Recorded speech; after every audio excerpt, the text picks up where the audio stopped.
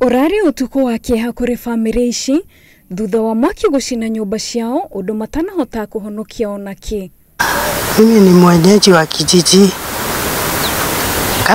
Tumesangaa sana kwa ajili ya kushomekewa na nyumba, tukaachwa bila kitu. Moto jioni ilianza kitu saa 5 usiku, ambapo kuna msichana wa hiyo boma alikuwa ameacha kama amewasha stove akatoka kidogo. Sasa baada ya mamake kukuja, alikuja kama ameingia kwa nyumba kulala.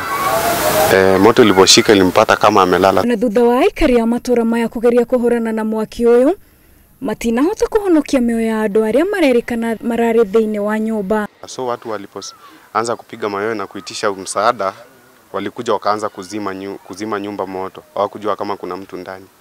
Ndo finally after moto ushazimwa, walipata miili mbili ya mama moja wa about 30 years mwenye alikuwa amekondesha nyumba na mjukuu wake mdogo wa 1.5 years.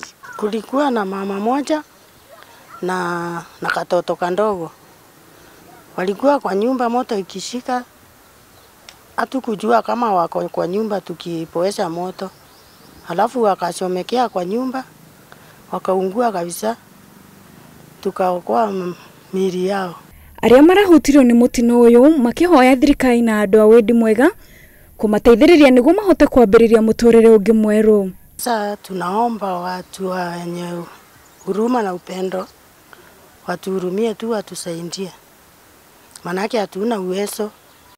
Oho ni moritie muingi kugia na umenyereri niguo kunyihanyihia mitino ya miaki iria ikoretwo ikihanika ihinda kwa ihinda.